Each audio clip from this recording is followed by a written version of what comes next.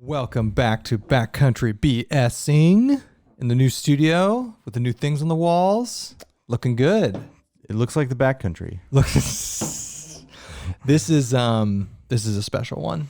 Yeah, we've been wanting to talk to this gentleman a long time now. A long time. And this is kind of continuing a tradition lately of talking to cottage vendors as well. Yes. So we are talking to the world famous Dutch from Dutchware Gear. We've got our Endeavor Brews here. This is someone Andy and I have long looked up to in terms of his hammock ingenuity and the products he has, and it's going to be an honor to talk to him. Yeah, I can't wait to talk hammocks and all sorts of fun stuff. So let's get him on. Thank you so much for talking to us. Yeah. This has been something Andy and I have been looking forward to for a while, ever since months ago when you were warm to it, but it wasn't the right time. And then I was like, okay, you're telling me there's a chance. Yeah. And this is a better time now. This is a better time. I know, right? This is a better time than a lockdown. So first, we kind of started talking to him, but how are things going from the command center? From the command center. Well, it's going okay. We've switched over to doing PPE. Yeah, I want to talk to you about that. Yeah, and that gives us limited production, but we're not producing. Other than I have a lot of stock items, right. Yeah. So I'm able to. Actually, I'm amazed at how long I can keep going. I've been going a month now, just pulling out of my inventory. Really? And I run out of some things. I run out of whoopee slings. I go and I make up some whoopee slings. I run out of straps. I go make my own straps. Every order, I go and I look down through them, and I'm just like shaking my head, like this guy wants everything I don't have. I knew. I saw you were doing gowns. What? I saw the plastic face. What's all the too. PPE you're making? Well, the gowns is what I'm most proud of, because we started with the local hospital needed material to make masks. So we don't have a whole lot of cotton used for that. Yeah. But my seamstresses and my mom seemed to have a lot for quilting. So I gathered all that up and we made a donation. And then they were pushing for more stuff. And I went and I said, well, I think we can produce gowns and some other stuff. Originally, it was mostly just to cut them on my laser. So that conversation happened on a Monday, 2 Mondays ago, I think. Yeah, 2 Mondays ago. Tuesday, they brought over a gown, and my head seamstress came in and made a pattern of it. Oh, nice. That evening, I went and I took it to the designer, who doesn't live very far. And from his home, he went and he put it into the laser cutter. The next morning, Alex was driving around the country in an ambulance. That's another story. But the next morning, I went and I had I had somebody come in and set it up on the laser, and we cut them out on the laser, and we were able to prototype them that day. So it took I would say about 36 hours to go from getting the sample to getting it approved. Oh. And then the very following day, which was Good Friday, we were in production and we were producing. We donated the first 100 gowns, and our fabrics are pretty high end. Yeah. Mm-hmm.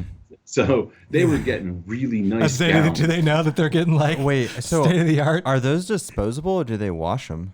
They do wash them, but okay. From what they gave me to what we're making them, we're using ion fabric. Yeah. They're getting some lightweight ultralight gowns. And actually, we ran out of ion fabric, so we switched to Hexon. So they're getting Hexon. Oh my God. Hexon 2.4 gowns. Is that the heaviest? No. Is that the heaviest Hexon that you have? 2.4? It is the heaviest, but it's still fairly light. Yeah. Oh my God. But it, if they want to, they could suspend themselves in their gowns. Yeah. You should put little attachments on it so they could. They could. Whoopee sling. Yeah. What else are you guys making? Well, we made We made some masks. We haven't pushed selling them or anything. Yeah. We're kind of limited on the materials for that, but we're making these clear, Right. not the mask for your face or for your mouth, but the clear ones for a face shield. Face shields, yeah. Yeah, I saw those on Instagram, I think. Yeah, we were able to cut them out on laser, and we cut 100 of them, and we just donated them to the hospital. Yeah. Nice. Wow. And then we were also able to make these.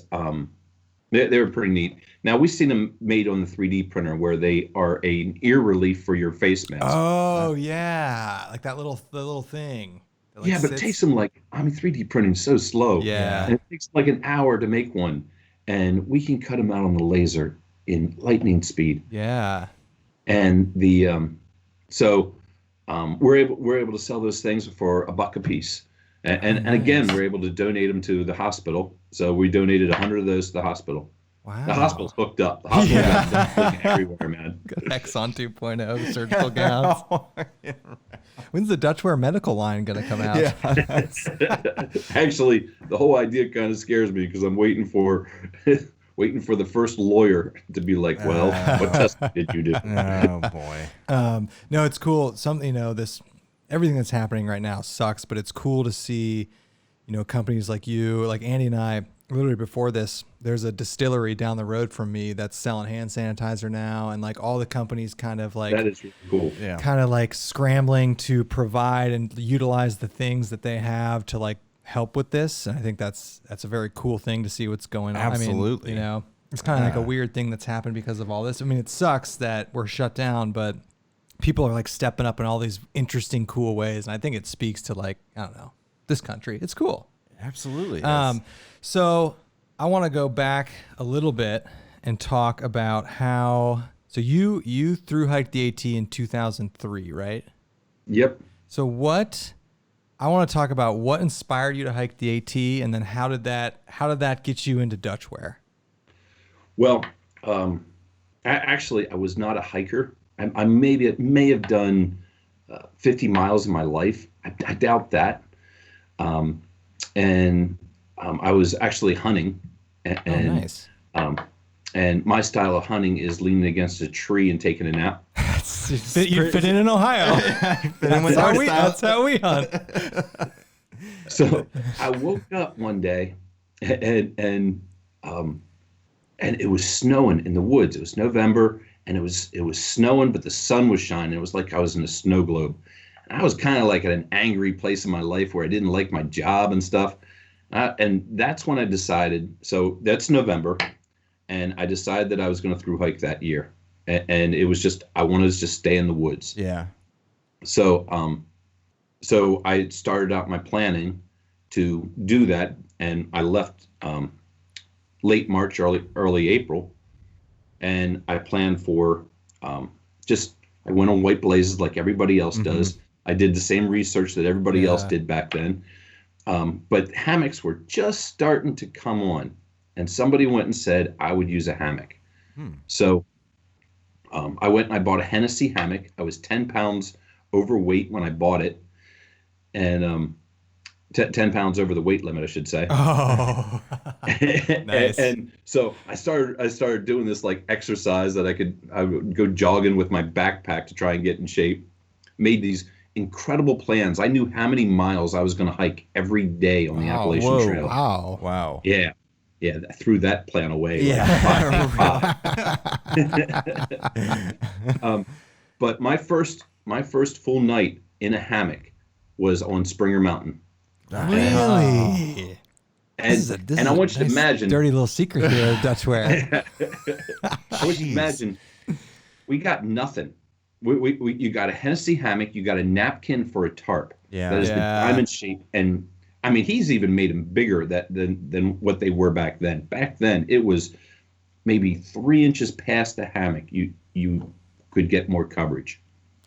I'm tying ropes. I'm sleeping on a pad. Yeah. I'm sleeping on a Z rest. So that's like half the width of me. Yeah. But the hammock, I mean, it really worked well. It was a really rainy year. But I think hammocks are perfect for hiking the AT because there's almost always trees. Yes. Yes. And it really helps for dispersing people. Yeah. Because you're not all congregated around that shelter. So. Were you like always into hammocks before you got into wanting to hike the AT, or like were you just like, I'm gonna hike the AT and I'm gonna do it in a hammock? Somebody said I want to do it. Somebody said to do it in a hammock. Yeah, I picked the hammock as a choice. I was looking for a tent, and someone said I'd do it in a hammock, and I took their advice. And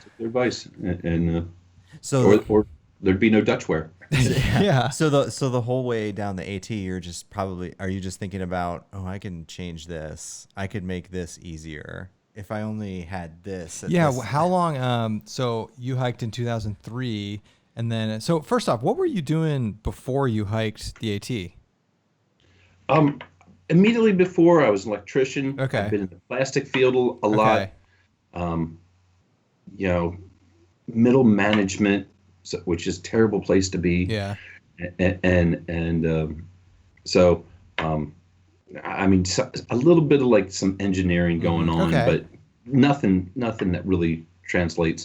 Some manufacturing that translates well to what I do now. Okay. But I was never really into hammocks and even when I was hiking the Appalachian Trail, it just happens that year, Jacks Are Better, Peter Pan and Smee, the owners, the originators of Jacks Are Better, were also hiking. Oh, I didn't know that. And I happened to run into them early. They were doing like a 500-mile section. Oh. They called themselves the Old Geezers. So they were talking to this other girl that was in hammock, and hammocks were very few. There might have been 10 that year. Yeah. Maybe. Yeah. And I can remember the girl was 2-dog night, and she hiked with 2 dogs, and she wanted a bigger tarp because her Hennessy tarp was just too darn small and her dogs were getting wet. And they were talking to her, and they were talking about staying warm and things like that. Now, all this stuff isn't on my mind. The only thing that's on my mind are cheeseburgers and the next town stop. All right. I remember this conversation because they were like coming up with these ideas for her problems. Okay. And so the Jacks were doing it. I wasn't doing it. Right. and everybody hikes at a different pace. Right. I might have run into a couple more times.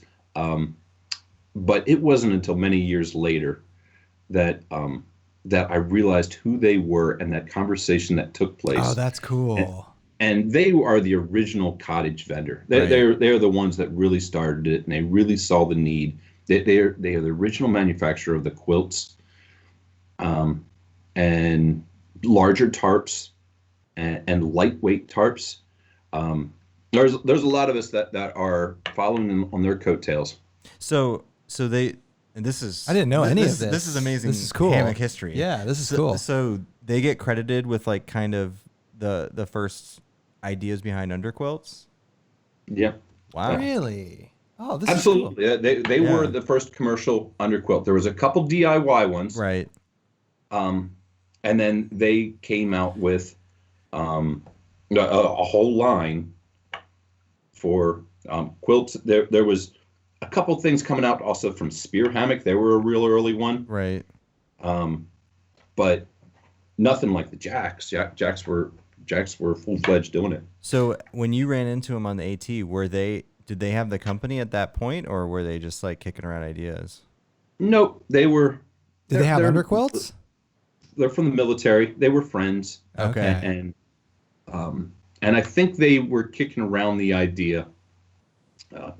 Peter Pan is a logistics officer from the military. He's retired, and he knows all these things about supply chains and things of that nature. That's helpful for starting a company. Yeah, sure.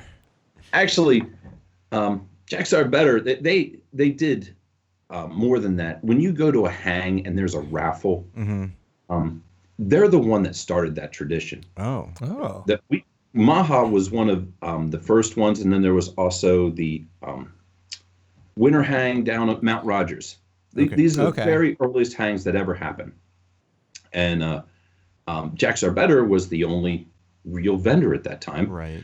or one of the very first starting ones. So they would always bring all these things to raffle off, and it was nothing but Jack's Are Better gear. There was no other vendors, and that practice has been repeated through the years. But they were the originators of this. So we're now you got me thinking, because I was thinking back to like years ago when I started first researching hammocks. But were they credited with like the first whoopee sling too? Is that them? No, and I can tell you just because I remember that conversation. Okay. Whoopee slings. Because I remember looking on their website like many years ago, and they had whoopee slings for sale, and I had never seen them before. So You know, so much came from hammock forums, especially in the early years. Yeah. yeah, And hammock forums was, first of all, you had the hammock enthusiast, but there was a big DIY crowd there that was coming up with solutions. That was a fun time. yeah, When there was 500 to 1,000 members, and War Bonnet Guy was on there. Whenever I asked a question, I always wanted War Bonnet Guy to answer my question because that dude, he knew all about ropes, he knew about knots, he knew about materials, and I didn't know anything. So I'd always be like, "Hey, what rope would be good for this?" Yeah. And I'm like, asking to the general population, but I'm like, I hope War Bonnet Guy answers. So, there was Grizz was on it, and there was a lot of other people. So somebody came on there and they posted under suspension about whoopee slings, and they came from the arborist industry. Oh, no, that makes sense. And it didn't get any attention. And then like 3 weeks, maybe a month later, somebody went and said, "Hey, I think we should revisit this." and they looked into it. By this point, I was doing a little bit of manufacturing. I was doing the Dutch clip. That's really all I was producing at the time. And the Dutch clip, the whole purpose of the Dutch clip was because back in those days, everybody used cinch buckles or the rings, right, right, and descending rings, and you had to take them out of that in order to feed it through its own loop. Or you had to have a climbing beater. Climbing beaters weigh a lot. Yeah. So I went and I came up with the Dutch clip, which was really just for my own convenience. And so when that came out with the whoopee sling, I thought, well, people aren't going to need the Dutch clip anymore. And I was like, well, I guess that was a fun run. Actually, that's funny. If you'll entertain me with talking about the Dutch clip. No. Yeah, absolutely. yeah. I had made I was doing gear because I like to make gear. Right. And I made something called a bridge skin, which is a bridge hammock that folds up into a backpack. Into a backpack. I've seen this. You may have a video on this, an old one, don't you? Yeah. It was I mean, really, a lot of what I was doing was just so I would get attention on the internet. and so I would go and I'd post all these pictures and everything on it. And I was most proud of this piece. It probably is still one of the things. I mean, it was totally original idea. It's really functional. You only use one at a time. It was not a manufacturable idea because I'd put like, I don't know, 80 hours into making one or something. Wow. But I didn't want to put a big old carabiner on the end of the suspension because this was my second one, and I really lightened it up every place I could. So I went and I made the first Dutch clip out of just some scrap aluminum. Made it with a file and a hacksaw. Really? A vise, and I sculpted this thing into a Dutch clip. Well, that's sweet. So I went and I took it to Maha, and it was like the second or third Maha, and I was showing it to Peter Pan from Jack's Are Better, and 2QZQ was there. Now 2QZQ happens to live in the same county as me, Right. and so he joined in the conversation, and I'm talking about the bridge skin, and he just keeps fixating on the Dutch clip, and he's like, yeah. tell me about this. And I'm like, yeah, I just made that out of some scrap aluminum. But look at this really cool backpack. It unfolds into a hammock. The pretty center cool. bars are the supports for. And he's like, yeah, but man, we could make these Dutch clips. And I'm like, yeah, but so I didn't want to be a vendor at this time.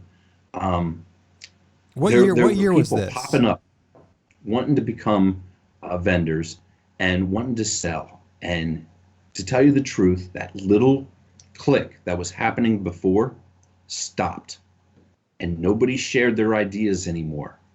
And that was my joy. That was my fun in doing all of this. Yeah. Was that I could create something, I could post it, and people would say, "You're really great," and people would always want to buy it, and I'd be like, "No, I spent all this time making it. I'm not going to put it into a box and ship it away and never see it again." And so when 2QZQ or Tim said, "Hey, I really want to go and make these," I said, "I really don't want to make these."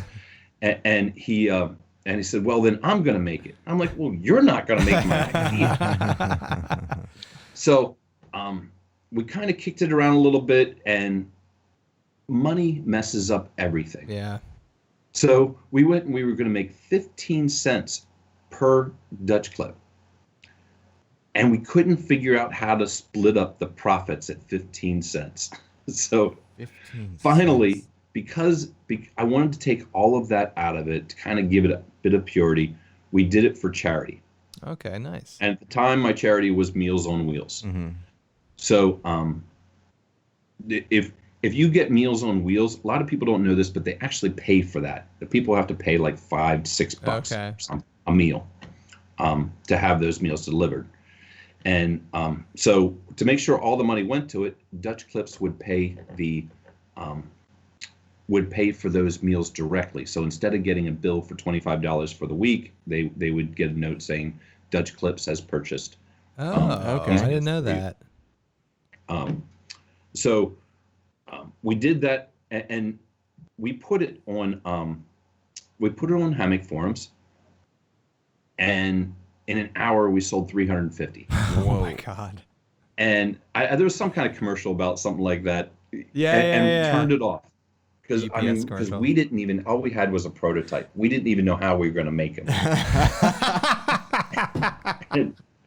and That's funny. So we went and I mean, there was some people that were on the internet that evening, but then the next day they're all reading this post being like, "How do I get these? How do I get these?" And everybody wants them. So we decided to turn it on again, and we turn it on for an hour. Again, we sell 350 pair. Wow. So we turn it back off, and we said, we're going to have to make these. and we did it with Tim is a plumber, so he had this aluminum oxide sandpaper that was in strips. Oh, no. And we would stick the clip into basically a hugger, and we would sit there like a shoe shine boy. Oh, that's how you made rounding them? off the edges. Do that for 700 pairs. No. Oh, no. And so we're trying, throwing them in polishers, and all we have is like this little Harbor Freight polisher. Tim was running out his house, and finally he's like, "You have to take this thing. It runs 24 hours a day. It makes nothing but noise." And it really, it was doing nothing. Finally, we went and we took him to a place that makes pewter. And they had these polishers that were like 4 foot wide. And we dump them in there, and that polished them up like unbelievably good. But then they kept... when we distributed all these, everybody wanted more, and all their friends wanted them, and all the people that didn't get in on those first two buys wanted them, and it was exciting, but it was still a little bit scary. That's crazy. This is a great story. No, I was just thinking, like, in all for like 15, 16 cents per. God. You made like $30. Yeah, you made like So what year was that when that happened? I believe that's 2008. So then how did we get from you making Dutch clips with 2Q ZQ with some sanding paper effectively to Dutchware? The next product that really came out was the tarp fly. Okay. And the Dutch hook. Yep. And the moderators, the previous moderators on hammock forums, they were talking and they were saying we really need something better than the Night Eyes Figure 9. That the aluminum ones were bending. Yes. Yeah. I know what that is. They asked. They said, it'd be really neat to make them out of titanium. And I'm not a machinist or anything, so I was getting the Dutch clips water jet cut. Oh, okay. So I took it cost me, I don't know, I think $120, and I got a 4x4 square of 1/8 titanium. Oh, you just bought a brick of titanium. No, it was thin. It was a thin blade. Okay. So I took it to the water jet cutter, who was he's very local. It's a couple miles from my house, and he is at one time he was a farmer, and he's a Mennonite with a water jet cutter in his barn. Okay. And the reason he got it was he made these fans. Only the mother of all fans. These fans have 15-foot fan blades. Oh, And wow. they're called the cattle cooler.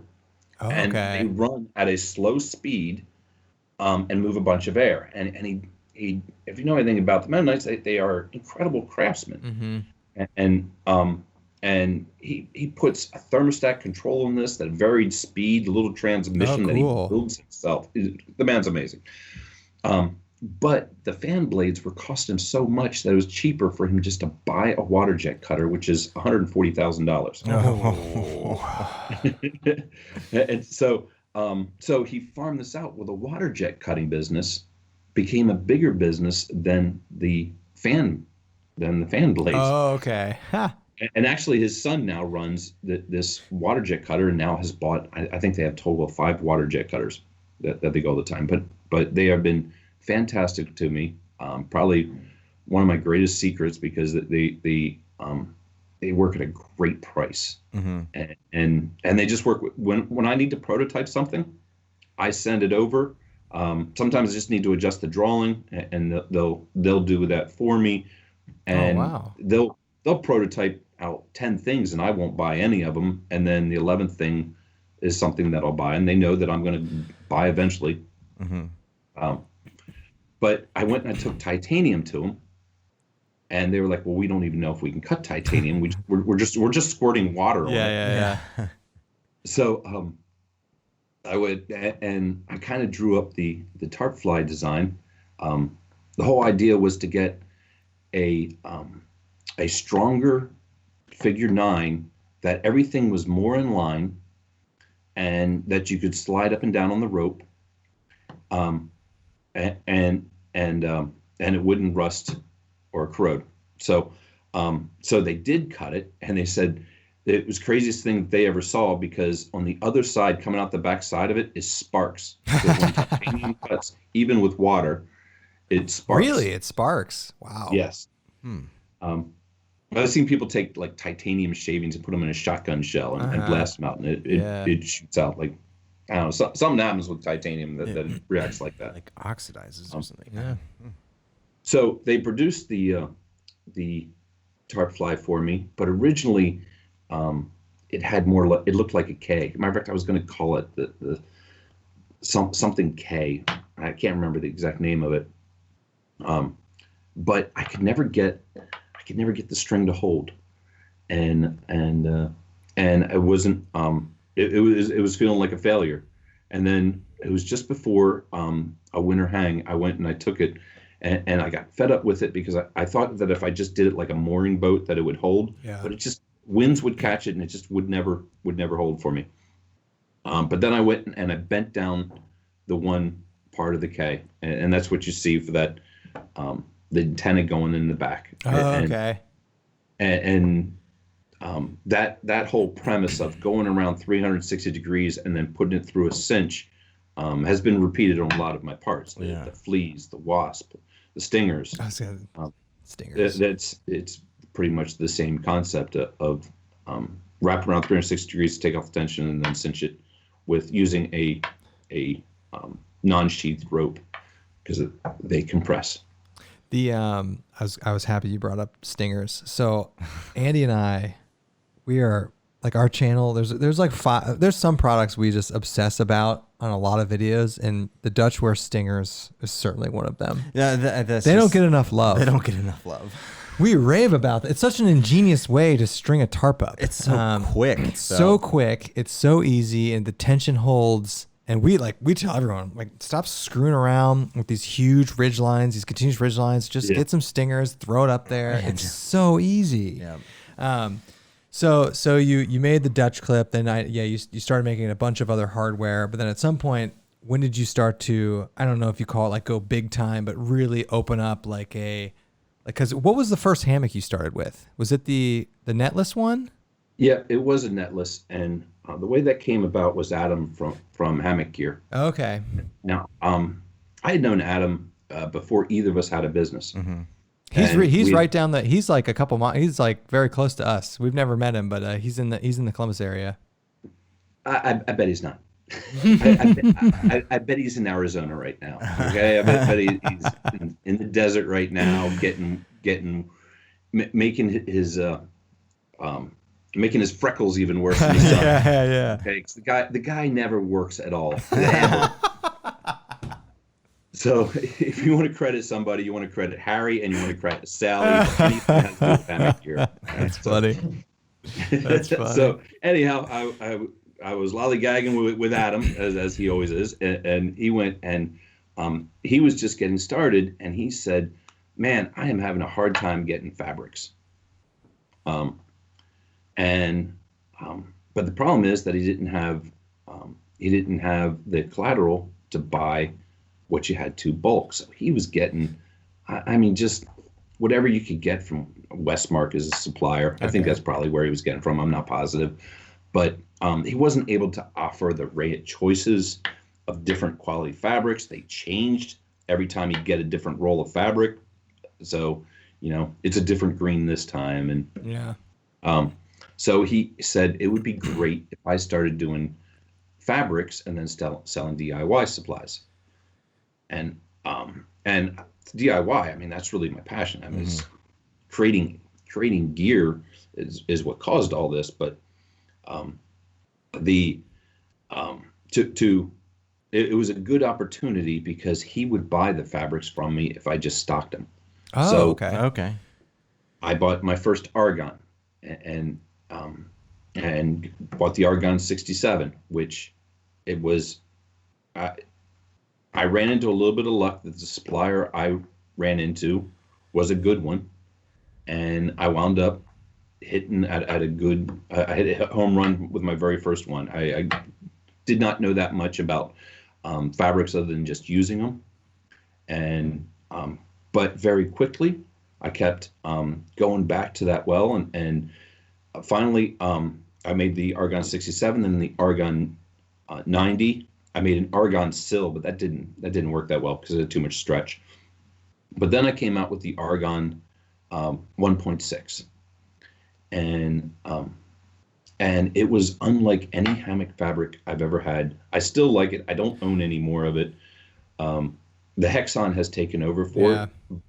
But what was really sweet about the Argon 1.6 was it was the hand feel to it. It wasn't like plastic. And I didn't even know why. And I had to find out why later. It gets down to the filament, and it's not a smooth filament.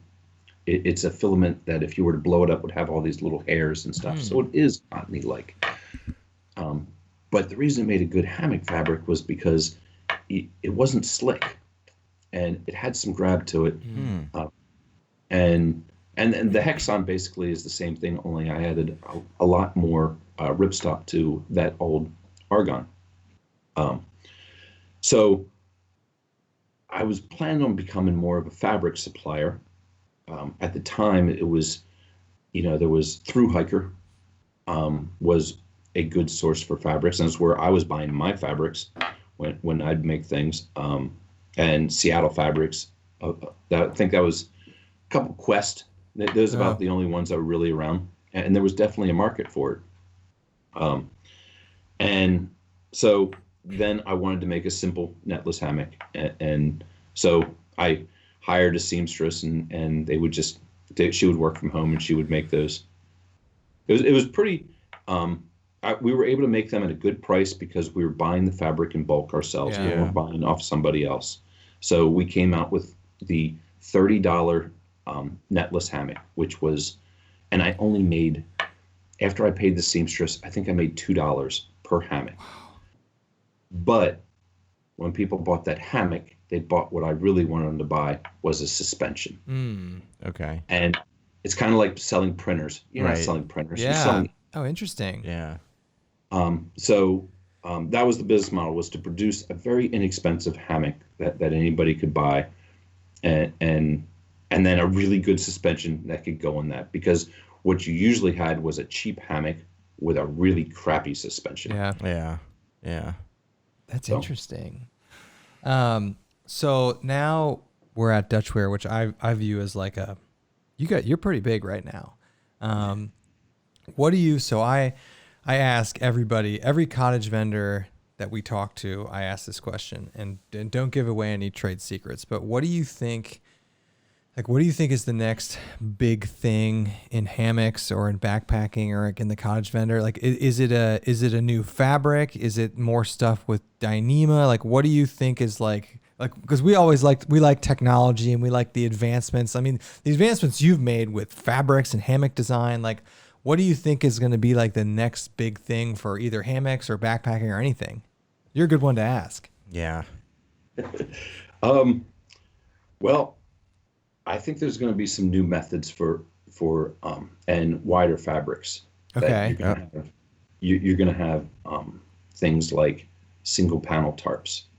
Oh. That you don't have to have a ridge line, that day will come, because they can make fabrics that wide. Yeah. They're just not making those fabrics that wide and then siliconing them. They're getting pretty wide. They're getting about 75 inches, but they need to get to like 100 inches, and you have that. For hammocks, the trend that I see now is people are going to be going from 11-foot to 12-foot hammocks. Yeah. Oh God. We're getting longer. Wow. Yeah, I know. Man. I thought 11 foot. We're 6'2", and 11 foot's big. I just made one for a friend. I made it. I made it really special for him with putting a lot of the chameleon features on just a netless hammock, so he could put a feet shelf on it and stuff. Okay. But it's a wide hammock. It's got knotty mods. Oh, nice. And 12 foot long. Jeez. And so I wanted to set if you don't sit in the hammock, the suspension doesn't really get set in and come undone. Yeah. So I kind of wanted to get in there, and I laid in that baby, and I'm like, oh crap, this is a nice hammock. So is it that much? Like, does the length really? Because we have 11-foot hammocks. Now I know the standard was 10 before that, and then 11. As the Chameleon was the first 11-foot hammock I think I had. Well, we had the XLC. I think the XLC might be. Anyway. Yeah. So is 12, like, if you're like a regularly sized person, is 12 going to make you that much more comfortable than 11? Or do you have to be like 6'8" for it to really like matter? No, you notice it because there's nothing pulling in towards the ends. Oh, I see. It's as open as it can be, especially when you go wide. Okay. Now, there's diminishing results there. Mm-hmm. I don't see going 13. You say that. This is gonna be like this is the Cadillac of hammocks. A 12-foot hammock. Good Lord. And actually, we did just introduce the 12-footer, and it's and it comes standard with knotty mods. It's a wide fabric. A 12-foot wide. Oh my God. No, not 12-foot wide. It's 12 foot long. And did I say 12-foot wide? I'm sorry. No, I mean but a wide cut. Was it a wide cut with a 12-foot hammock? Yeah, it's like 72 inches wide. Oh, wow. You want naughty mods on that because that's a lot of fabric, and you want to kind of take up the tension on that. And we were able to produce them because we at a really good price. Really, it's not that much more weight or another foot of hammock. Yeah. Right. Same thing with tarps. It's not that much weight for an extra foot of tarp. Yeah. And especially since most of the weight of a tarp is like in the perimeter. You got to have that anyhow. Yeah. That's a good point. So, I like to be light, but man, I like a big tarp. Yeah. Yeah, when we first bought tarps, we didn't even think about getting an 11-foot tarp. We went straight to 12-foot tarps. Yeah. Or like, it doesn't seem, it's like if you have an 11-foot hammock, and granted, it's not 11 feet of, total length because of the sag, but like we went straight to 12. So now tarps are going to get bigger too. And like it's going to be a palace. Yeah, that's true. Do you ever get to backpack anymore? I am planning a trip. I'm planning a trip for the end of next month. Good. That I am hoping this shutdown ends. Yeah. It's a good 5-day hike. I did go on a good winter one this year. Okay, nice. I remember someone once telling me when I started becoming a vendor, it was Darby from Trail to Tree to Trail. So I never forget which one. They're no longer in business, but Darby went and said, "Do you like backpacking? Because you're not going to do that." That's why I wanted to ask you. You do get out. Unfortunately, a lot of the times it winds up being a hang. Yeah. And that's cool. Really Yeah. backpacking. And a hang for a vendor is work. Right. Yeah. And you're just talking about the same stuff, and it's not certainly, and you never go solo anymore. Yeah, I know. And I do certainly miss that. And every year I say, this is going to be the year. As long as a pandemic doesn't happen this year. No, we were at the end of next month, Memorial Day, the week of Memorial Day, we were set to go do 100 miles in the Arizona Trail, and that's all shot now. So we're still going. We're not going to Arizona. We're still doing 6 days at the end of May. Fingers crossed. So we had to re-engineer our plans just because all the flights got canceled out of Flagstaff, so we couldn't even get in and out. So we have to drive somewhere. So we're really hoping by the end of May, at least it's calmed down enough. Like we were like, we can't even go to the Smokies because the second that opens back up, there's going to be thousands of people there. So we have to now think about, all right, where can we go? And you're in Lancaster, right? Yeah. So you're close. It's random. I've actually been to Lancaster very randomly. But you've got some good backpacking options in that area, especially you can shoot down to down south a little bit. We got nothing in Central Ohio, man. No, It's bare. It's bare bones. Yeah. The Shenandoah is a good. And New England is just full of backpacking. Yeah. Of course. Yeah.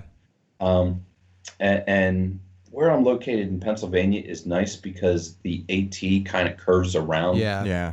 So you can hit all these different places on the AT with a 1 to 2 hour drive. Oh, man. Yeah, that's not us. And you could hit anywhere along pretty much the entire Pennsylvania Appalachian Trail, 275 miles within 2 hours.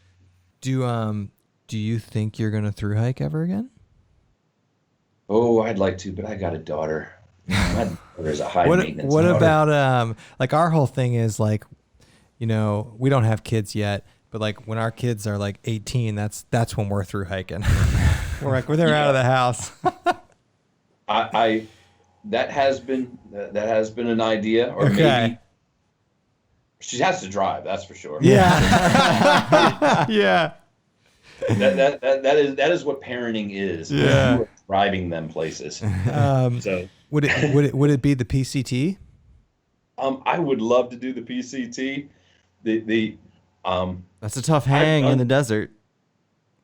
I've redone most of the AT. Yeah. I got 1,100 miles of the AT redone. Wow. Oh, nice. I didn't know that. Nice. Yeah. So I keep thinking, I jam in 800 miles and I got myself another through hike. Yeah. I've been enjoying biking. Yeah. I was going to ask you about bike packing because I know Went you some and trips last year, Yeah. and it's kind of nice to be able to hit a restaurant at every meal. Right. Oh, that's awesome. Yeah. Yeah, because I think it was whenever you did a bike packing trip with Adam from Hammock Gear. That's when we went to Colorado in 2018, and that's when I first saw people bike packing. I first saw that was a thing. And I was Yes. like, this makes a lot more sense. You can go way further. You can get a restaurant every meal. You can go on roads. And I don't know if that was before or after. And then I saw you guys did some like epic out west bike packing trip. No, you went to like through the Midwest, didn't you? Yeah, we went through. Basically, we took 2 big trips, and we've gone from Kansas City. Yeah, we went from Kansas City to Ohio. No. in 2 Okay. trips. Wow. The one was cold. It was 20 degrees every single day. So that's cold on a bike, man. Yeah, I know. What mileage do you do for bike packing? We did do 100-mile a day. Oh, That nearly killed me. Yeah. okay. That was afterwards. We went into a hotel, and he's like, "Come on, let's go to the restaurant." And the restaurant was like, I swear to you, it was not in the hotel's parking lot, but it was in the next parking lot. And I'm like, "Yeah, sure, get me an Uber." But I think I'm 60-mile day. Yeah. is a good I have one no for me. concept of what a regular mileage bike packing day 60 is. sounds a lot. I've done That one. still sounds like a lot. I've done a 105 one time, and that was Not with a pack though. No. Yeah, I've biked 105 a day, but not with stuff on me and on a road bike. Because you're not on a road bike, right? Or you're on more of a hybrid. Well, the one trip was on a hybrid, but now I'm on a road bike. Okay. I'll tell you one thing nice about bike packing is the gear is beautiful. Yeah. You can just keep buying gear, and backpacking you can only carry so much. Yeah. Boy, when you get to bike packing and that gear becomes incredible. Yeah. You get the bags that go onto it, and you switch them up for all these different trips, whether you're going on rail trails or what have you. So if you like gear and you don't mind spending outrageous amounts of money, Yeah. That's what we need. Another hobby that requires us to buy more gear. No. So I think we clearly can't do this without talking about the banyan hammock. Yes. I know. And I can't believe it took us this long to get to it. It's been 50 minutes. You know what? I've been telling Kevin for a few years. I was just like, there's a few, bridge style hammocks, and I was like, I wonder if Dutchware will come out with one. And He called this, and we did a podcast with Mark a month or 2 ago. He didn't say anything, and we were talking to him. We're like, Mark, what have you been doing lately? And he's like, I can't say what it is, but we've been working. And I'm like, it's a bridge hammock, isn't it? He didn't say anything. So I've been I started hammocking in 2016. You started hammocking a little bit before that. And then I did about 3 solid years in a hammock. And then all of a sudden last year, my legs, and I think it was because I ran a bunch of marathons and my legs started getting really screwy when I would do more than like 3 nights in a hammock. So then I went for trips longer than 3 nights. I went to a tent. And then for all the weekend trips, I'm still in my chameleon. And then I was talking to Mark, and then we were up in Wisconsin, and there were 2 dudes that had Ridge Runners. This was before the banning was out, and there were 2 dudes that had Ridge Runners. And they were like, dude, the bridge hammock, if you have problems in a gathered end, the bridge hammock is the way to go. And I've never even, other than seeing one there, I've never laid in one. And I was talking to Mark literally like last week, and I was like, all right, dude, do I need to get this? And he's like, yes. And I'm like, okay, done. So so I've never laid in one. I've only laid in a gathered end hammock. Like what from arguably the biggest hammock master we've ever talked to, what is the difference? Like, what can I expect?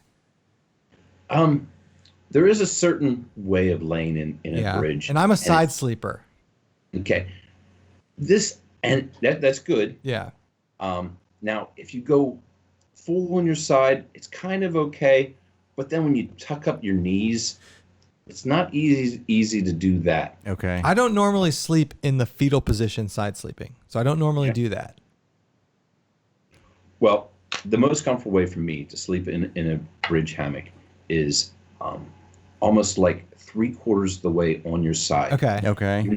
You're not on your back for sure. Yeah. And I find the back to be kind of difficult. It's really great for lounging. Yeah. Because you can do this, and that's comfortable. Right. But you don't really sleep like that. Yeah. And then if you're just flat on your back, it just feels weird for your arms because your arms have to be like on top of your body because just the way that it curves up there around your hips and stuff. And it gets narrow there. But if you turn yourself 3/4 of the way towards your side, maybe put one arm underneath your head, it totally feels natural. Really? And the way that a bridge hammock is suspended, it's not suspended from the ends. You're really getting the suspension from those side hems. Yeah. And it carries your weight in like a different way. Everyone says that it's the flattest lay, but the human body really isn't flat. Yeah. And when we started talking about that in the hammock world, we were just talking about, hey, I don't want my knees to be bent backwards, Right. laying straight, so I go diagonal. But if you really look at underneath that person, it's not Right. a board. And if you were to have a see-through mattress, you would be like that person. Yeah, there's on like a flat bed. Yeah. Is curving, and so the bridge hammock, the way it supports you all the way through your body is really, really it is what makes me sleep so well. Yeah. Because it's almost like you are adrift in water or something. Interesting. I mean, it is, and I've always been so a big excited fan for this.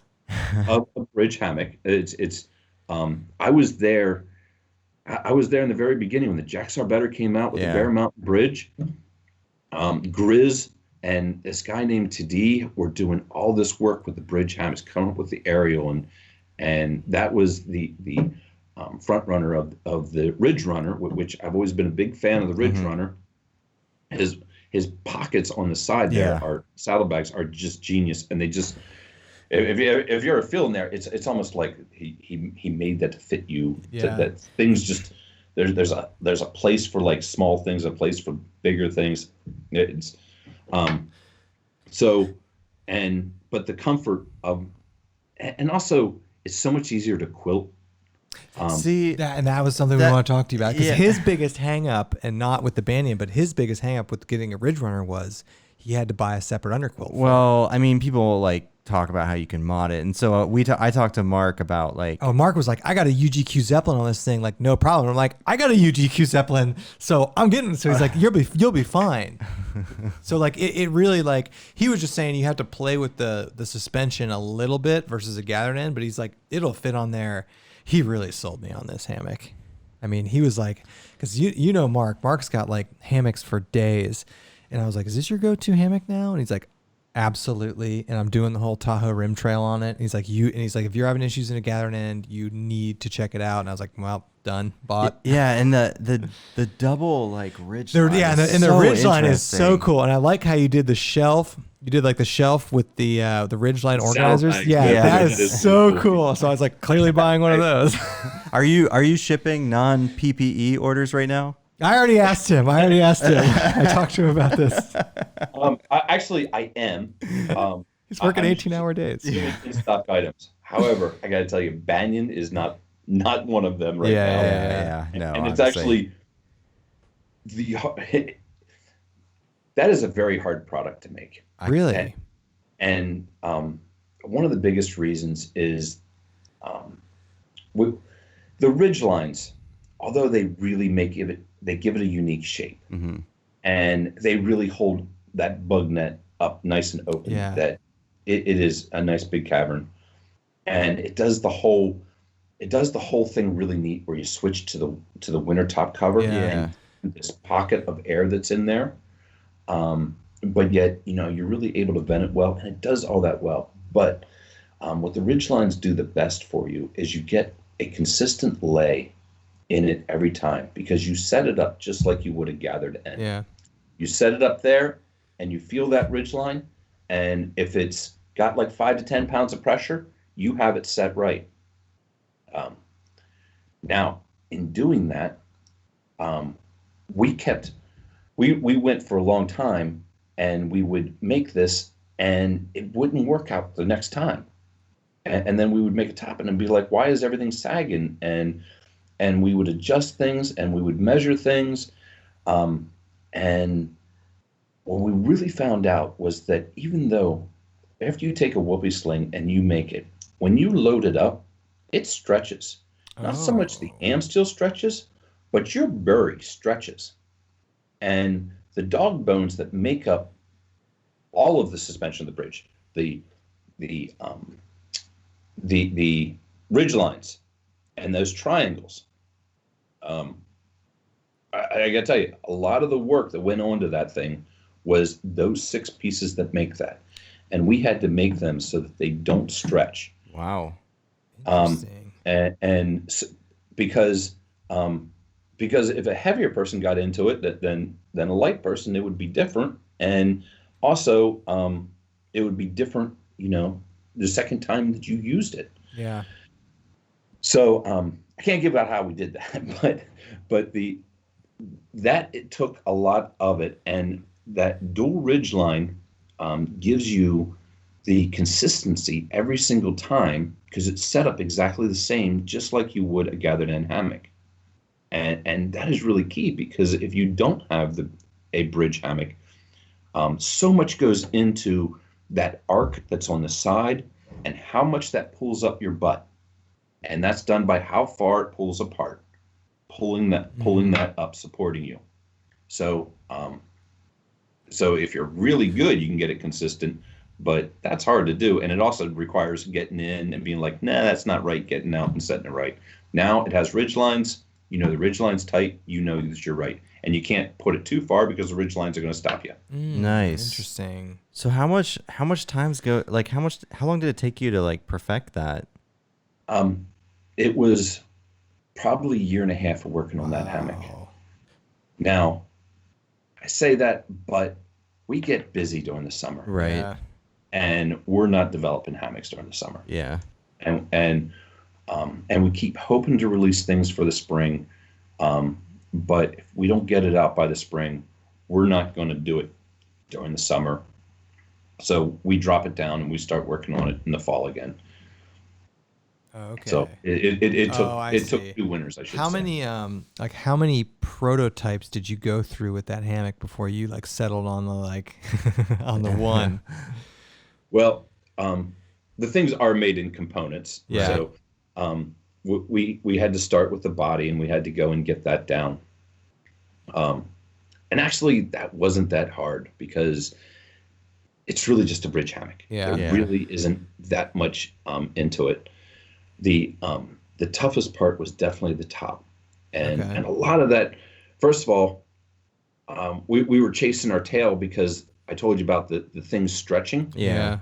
Well, we didn't realize that to begin with. So we would go and we would make a bug net for it, and it would have nice glass. It was perfect. And we'd be like, this is the dimension, make this again.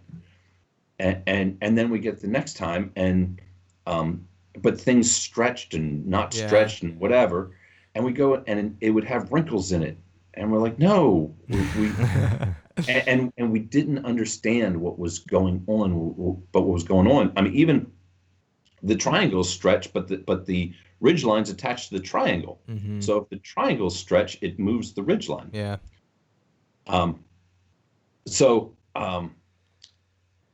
Finally, when we got that all figured out, then there was the passing of the how to attach the ridge line to the bug net. Yeah. And we think about keeping it external. Oh, I see. We really like to have the shelf part of it Uh-huh. Yeah. inside there. So and also these are kind of somewhat expensive pieces to be making. A Ridgeline, I think is $9 if I was to sell one. So you're putting two of them, you just add $18 to the cost of this hammock. So we had to determine what the Ridgeline stays with. We were thinking about making it so the Ridgeline attaches to the bug net, and then each bug net or top cover would have an internal Ridgeline that attaches to that same point. Wow. And that way we could still have a shelf. The pass through from where the Ridgeline goes through the bug net is a really big challenge. And to make it so it you can, first of all, the customer has to be able to put it through. Mm-hmm. And second off, a bug can't go through. Right. Because people will freak out. People shouldn't be out in the woods, because if there is a tiny little hole, and they're like, bugs are gonna chew my face off. Yeah. I'm like, stay home. That's pretty funny. That's cool. Because I was watching the video about how you it gets fed through with that Velcro system you guys have. Like, that's very cool. Looks like a lot of R&D went into that. Yeah. Very So cool. it definitely did, and there was a lot of variations of that. So when we say of how many prototypes we did, a lot of the energy that we put into that was into how that Ridgeline attaches, how it goes through there, and shaping of that bug net after we figured out the suspension changes. Okay. The body was not. I'll tell you what. I got another bridge that I made before this one, and it's even better. Well, can I get that? Can I buy that one? Yeah, can we buy that? It is outrageously good. I've taken it out hiking. I love it. I've not put a bug net on it yet. Yeah. Okay. And I don't even know if I want to mess it up with a bug net. Just maybe do some kind of like a bottom entry bug net on it. Yeah. Or something. Okay. Like a drape. But, Yeah. I'll tell you, I got one that is just the most fantastic on comfort. We really dialed in on the comfort, and it was the direction that we were going to go on. And then we went to the banyan, and we're darn proud of the banyan. Yeah. There's another one coming that it'll probably be 2 years, but Oh, nice. Nice. Well, I'm very pumped. Whenever you guys are back up and running to get my hands on that, I'm super excited. And Andy and I, we've loved everything you guys have come out with, and I think you've done a lot for just the hammock industry in general. Yeah, Chameleon, come on. Yeah. Love that hammock. We love that hammock. Thank you so much for talking to us today. This was super you fun. bet. This Yeah. is I always enjoy you guys on Hey, your by the podcast. way, thank you for. we didn't even get to. Yeah, When you made us that stuff sack with the pouch on it. You made us some free stuff a few years made, ago. You made our day when that came. That was awesome. Andy and I fangirled so hard when that showed up at my door. You should have seen my wife's face. It was so funny. And this podcast was very cool because I think I'm going to post this on Hammock Forums. I think we got a very cool history of hammock development in this first 30 or 40 minutes. I thought that was very cool. And and there should be some sort of hammock museum up in your shop or something. And I just thought that insight into the history was awesome. So thank you so much for talking to us, man. We really appreciate it. Yeah. You guys have a secret fan, because I have a hard time keeping an eye on all these things. But Big Carl, you may or may not know who Big Carl is. No, We haven't talked to him in a while. We haven't talked to him in a while. But we know who that is. Yeah. He helped us. But he's a big fan. He's a very good friend of mine. Yeah. So he'll go, and he went and he told me about, hey, you should make them the stuffed sack with the pocket. Oh, nice. And he was the reason for that. I'm like, yeah, sure, I can do that. I use it all the time. Yeah, we still use it. These guys were talking about it, and I'm like, yeah, I'll go with it. No, and he actually emailed us, and he was like, he took credit for that. He's Yeah. like, I told him about, I told you guys about Dutch. So I'm like, thank you. But no, this was really cool to talk to you. Yeah. Thank you so much. And Yeah. stay safe. So that's very cool. All the PPE stuff you're doing. Yeah. Hopefully you guys get back up and running as soon as possible. I know everybody wants that. we have a plan. We have a plan this Good, next week. good. We're we got it in on the CARES Act loan, Okay, nice. and part of that is they need you to pay people. Right. Yeah. Right. So we are setting up that people are going to work from home Okay. Cool. to the maximum amount they possibly can, doing a Right. lot of splicing. Right. Nice. They can splice for the whole year for all I care. Yeah. Here's spools. You know how many soft shackles you can get out of those 1,000-foot spools? Oh, that's hilarious. Good. I'm glad to hear you guys have a plan and you're coming back up soon, and that's good. Yeah. So, Yeah. thank you, sir. All right, guys. You have All right. to take care, okay? No, you take care. Yeah.